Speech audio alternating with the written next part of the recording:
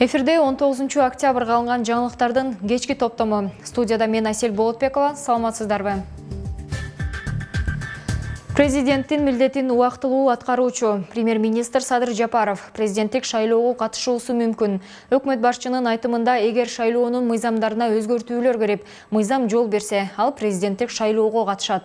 Жогорку кеңештин расмий сайты хакердик чабуулга кабылды. Хакердик чабуул жасаган топ акча талап кылып, 20 октябрга чейин бизге кайрылгыла деп эскерткен.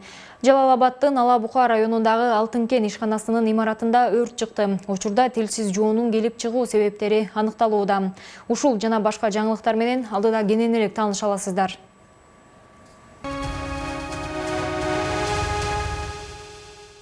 Президенттин милдетин аткарып жаткан Садыр Жапаров, эгер мыйзамдарга өзгөртүүлөр киргизилсе, президенттик шайлоого катышаарын билдирди.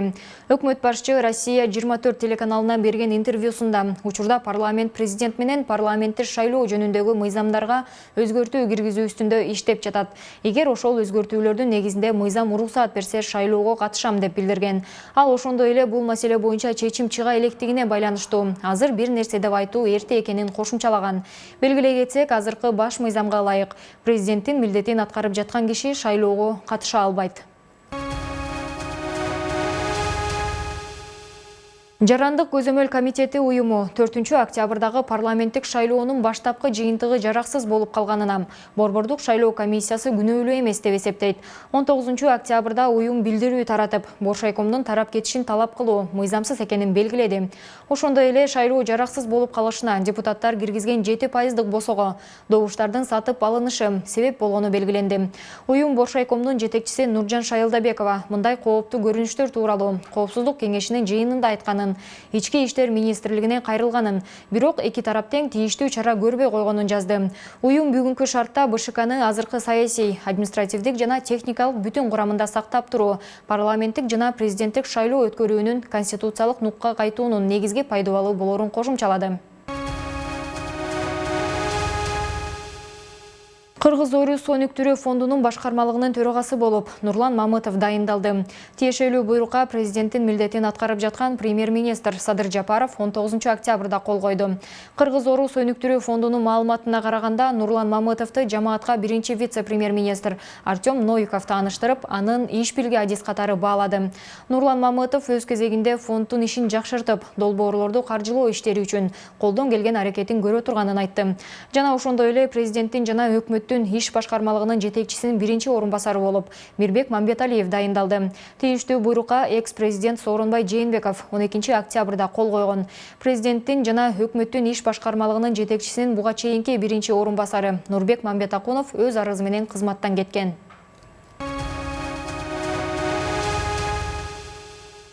Кыргызстандын тышкы иштер министрлиги бизнести жана чет өлкөлүк инвесторлорду коргоо боюнча ыкчам штаб түзүүнү сунуш кылды.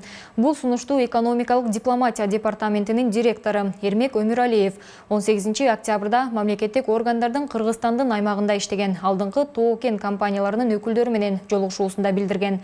Жолугушууну өнөр жай, энергетика жана кен казынасынын пайдалануу боюнча мамлекеттик комитет эл аралык ишкерлер кеңеши менен бирге уюштурду. Жолугушууга эл аралык ишкерлер кеңешине мүчө болгон Каз Минералс Бозумчак, Vertex Gold Company, Эти Бакыр Терексай, Чарат Зав жана Z Explorer тоо кен компанияларынын өкүлдөрү катышты. Анда өлкөдө саясий абал турукташып калганы айтылып, бирок тоо кен компанияларында кыйынчылыктар бар экени белгиленди. Эске салсак, өткөн аптада Кытайдын Кыргызстандагы элчиси өлкө аймагында иштеген кытайлык жумушчуларды жана компанияларды коргоп берүүгө өкмөттөн жардам сураган.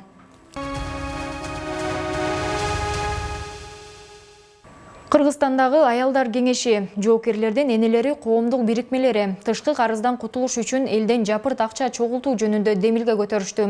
Аталган уюмдардын атынан жогорку кеңештин депутаты Айнуру Алтынбаева баштаган аял лидерлер чогулган каражат негизинен Кыргызстандын Кытайга болгон карызын кутулууга багытталарын белгилешти.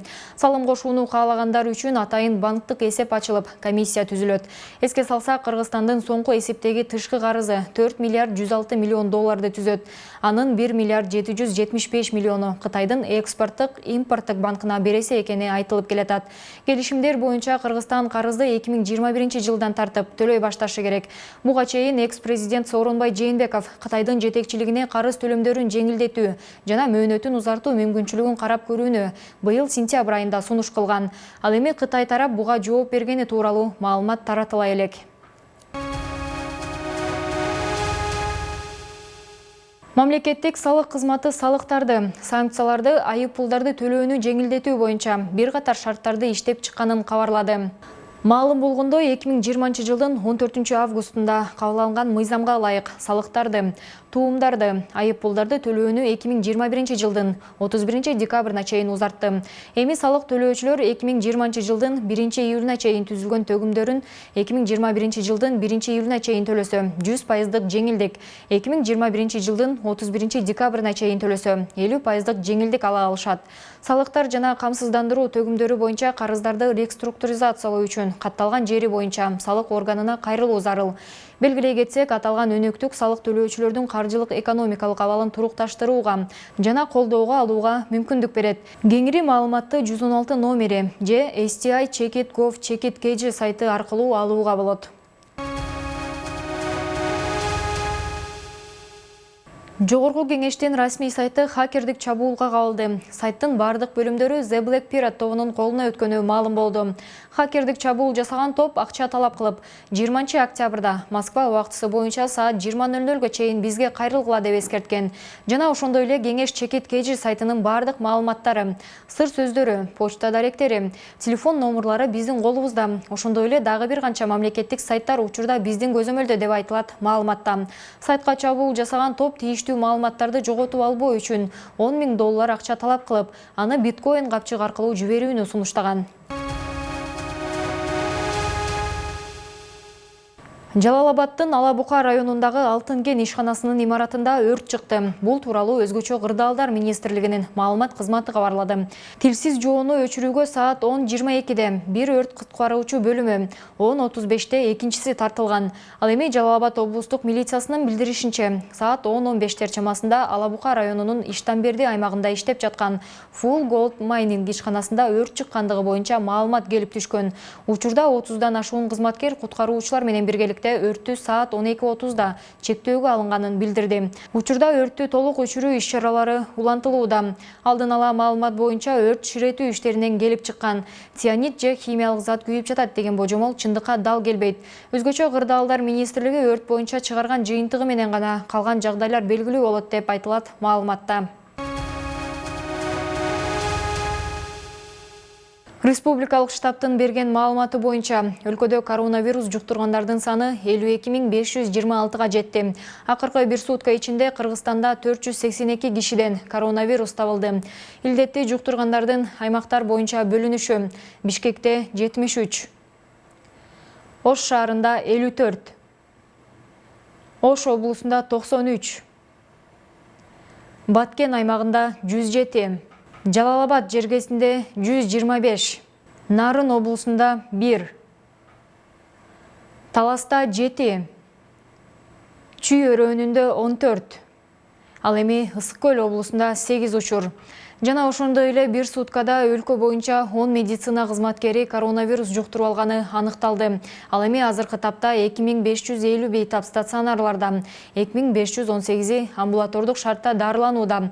Бактыга жараша өткөн суткада өлүм учуру катталган жок. Адамдардын ордуна дезинфекциялоочу кызматты аткарган роботтор. Мындай жаңылык Россиянын Ростов-на-Дону шаарынын номер 18 балдар клиникасында киргизилген. Аталган клиниканын башкы дарыгери Артем Левчиндин айтымында, робот пациентти тосуп алып, дене табын өлчөйт. Андан соң дезинфекциялоочу каражатты сунуш кылып, ишкерге киргизет. Роботтордун жардамы менен медицина кызматкерлерине башка маанилүү жумуштар менен алек болууга шарт түзүлөт. Эгерде бейтаптын дене табы жогору болсо, робот адаттагыдан катуураак добуш чыгарат. Мындай маалда кабылдама бөлүмүнүн кызматкерлери бейтаптын анализ алууга дарылоо бөлмөсүнө алып барышат. Бейтаптар бул түзүлгөн шартка ыраазы. Бул ыңгайлуу гана эмес, пандемиядагы ашыкча байланышты жокко чыгарат. Өзбекстандын президенти Шавкат Мирзиёев журналист Бобомурат Абдуллаевке 3 бөлмөлүү батир белек кылды. Бул тууралуу журналист өзүнүн социалдык тармактагы баракчасына ушул жылдын 8 сентябрында Өзбекстандын президенти Шавкат Мирзиёев тиричилик техникалары жана эмеректер менен камсыз болгон 3 бөлмөлүү батир белек кылды деп жарыялаган. Эске салсак, өзбекстандык журналист мурунку президент Ислам Каримовдун тушунда Усман Хакназар кайманааты менен президенттин ишмердүүлүгүн сындап келген. Кийинчерээк 2017 жылы Усман Хакназаровдун артында Бобомурат Абдуллаев турганы аныкталып, Өзбекстандагы конституциялык түзүлүштү өзгөртүүгө чакырган макалаларды жарыялаган деген шек менен камакка алынган. Ал эми 2018 жылы май айында шарттуу түрдө 1,5 жылга кесилип сот залынан бошотулган болчу. Алдыда эртеңки күнгө алынган аба ырайы менен таанышып алыңыздар.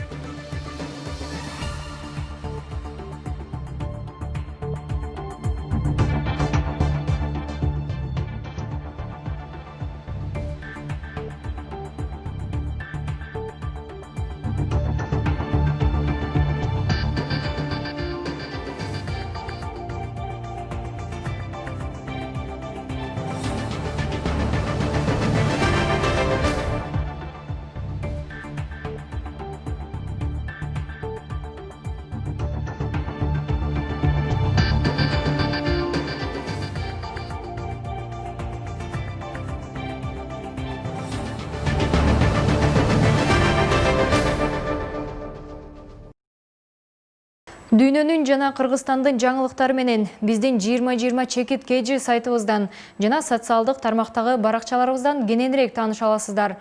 Ушуну менен кечки алынган жаңылыктар соңуна чыкты. Кийинки эфир аркылуу жолугушканча сак саламатта туруңуздар.